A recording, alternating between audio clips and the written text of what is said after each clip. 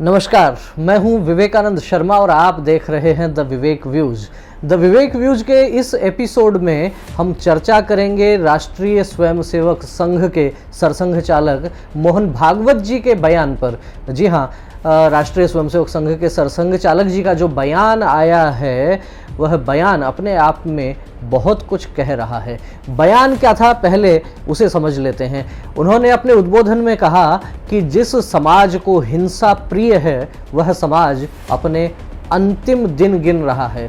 सभी को मानवता के लिए काम करना चाहिए, मिलजुल कर काम करना चाहिए। उनके उद्बोधन को यदि सार रूप में देखा जाए तो दो महत्वपूर्ण बातें थी। पहली बात ये कि जो समाज हिंसा जिस समाज को प्रिय है वह समाज अपने अंतिम दिन गिन रहा है, और दूसरा, जिस कार्यक्रम में वे बोल रहे थे उस कार्यक्रम में सैकड़ों की संख्या में सिंधी समाज से जुड़े हुए लोग थे। उन्होंने सिंधी विश्वविद्यालय की बात कही और साथ ही बात यह भी कही कि समाज को अपनी बात मनवाने के लिए एक दबाव बनाना चाहिए। तो हम इस एपिसोड में सबसे पहले चर्चा करेंगे पहली बात पर, और वो पहली बात है कि आखिर किस समाज को हिंसा प्रिय है और कौन सा समाज ऐसा है जो अपने अंतिम दिन गिन रहा है। याद कीजिए, बयान उस दौर में आया है जबकि रामनवमी, हनुमान जन्मोत्सव और साथ ही साथ भारतीय नववर्ष पर जिस प्रकार से रैलियां निकली, शोभा यात्राएं निकली और उन पर पिछले दिनों देश में लगभग आधा दर्जन राज्यों में छिटपुट हिंसा, पथराव, आगजनी, इस प्रकार की घटनाएं हुई हैं। उस सारी परिस्थिति को देखते हुए संघ प्रमुख का जो बयान आया है काफ़ी कुछ समझाने लायक है। यहाँ महत्वपूर्ण बात यह भी है कि केंद्र में मोदी सरकार है और मोदी सरकार का इस समय हम कह सकते हैं ध्येय वाक्य बना हुआ है सबका साथ, सबका विकास, सबका विश्वास। लेकिन याद कीजिए, वही नरेंद्र मोदी हैं जो 2002 में गुजरात के मुख्यमंत्री भी थे। किस प्रकार की कार्यशैली थी, किस प्रकार की उनकी छवि बनी हुई थी और किस प्रकार के बयान आते थे। याद कीजिए वह दौर, अटल बिहारी वाजपेयी जाते हैं गुजरात में, बात करते हैं राजधर्म की, और धीरे से नरेंद्र मोदी क्या बोलते हैं, हम भी तो राजधर्म का पालन कर रहे हैं साहब। याद कीजिए, वही नरेंद्र मोदी हैं। और आज बात सबके साथ, सबके विकास और सबके विश्वास की हो रही है। सबका साथ और सबका विश्वास तभी हासिल हो सकता है जबकि राज्य में शांति हो। गुजरात में कहा जाता है 2002 के बाद में एक प्रकार से माहौल बदल गया। गुजरात में 2002 के बाद में शांति हो गई। लोगों का ये भी कहना है कि 2002 के बाद में जो आए दिन छिटपुट घटनाएं गुजरात में हुआ करती थी वो बंद हो गई। आखिर देश को लेकर क्या स्थिति है?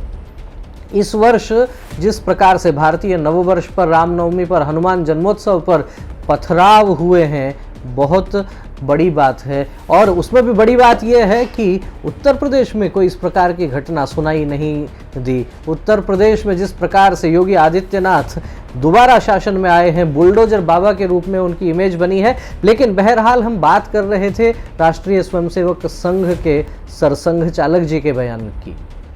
तो सरसंघ चालक जी का बयान अपने आप में संकेत कर रहा है कि किस समाज को हिंसा प्रिय है। क्या सीधे सीधे उन्होंने मुस्लिम समाज पर निशाना साधा है?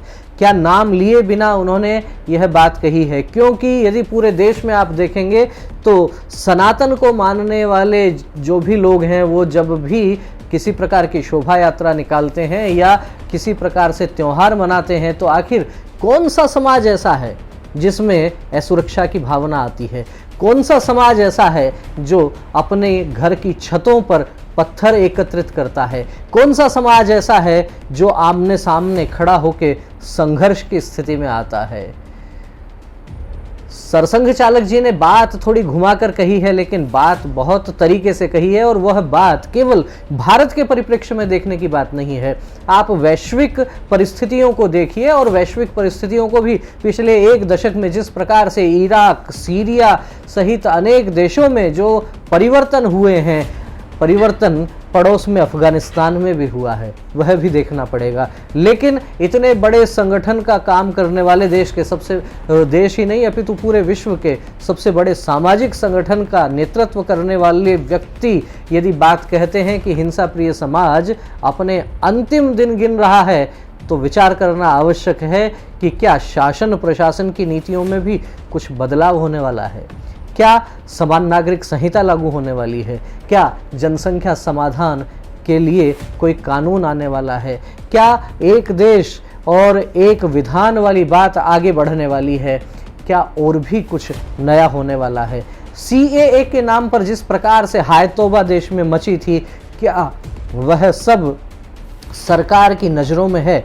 और यदि है तो सरकार को शाहीन बाग भी याद होगा, और याद होगा तो उनसे निपटने की योजना भी निश्चित रूप से पहले से मन मस्तिष्क में हो सकती है। बहरहाल सरसंघ चालक जी का बयान निश्चित रूप से मानवता के संदर्भ में एक बहुत बड़ा बयान है। अपना उनका पूरा भाषण यदि आप पढ़ेंगे, देखेंगे, सुनेंगे तो समझ में आता है कि उसका सार यही था कि विश्व में शांति हो, शांति प्रिय लोग, सज्जन शक्तियां एकत्रित हों, सर्वे भवन्तु सुखिनः का भाव बढ़े, और साथ ही कहीं न कहीं एक चेतावनी भी थी। स्वर अलग थे, शब्द अलग थे, लेकिन मंतव्य समझा जा सकता है।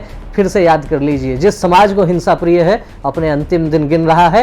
खैर, आपका इस विषय पर क्या कहना है, सरसंघ चालक जी के इस बयान पर आपकी क्या टिप्पणी है, कमेंट करके हमें अवश्य अवगत करवाइए। वीडियो अच्छा लगा हो तो इसे लाइक कीजिए, अधिक से अधिक लोगों तक शेयर कीजिए, और द विवेक व्यूज को अभी तक सब्सक्राइब नहीं किया है तो चैनल को सब्सक्राइब कीजिए। फिर मिलेंगे एक नए विषय के साथ, एक नए वीडियो के साथ। तब तक आप देखते रहिए द विवेक व्यूज। बहुत बहुत धन्यवाद। नमस्कार।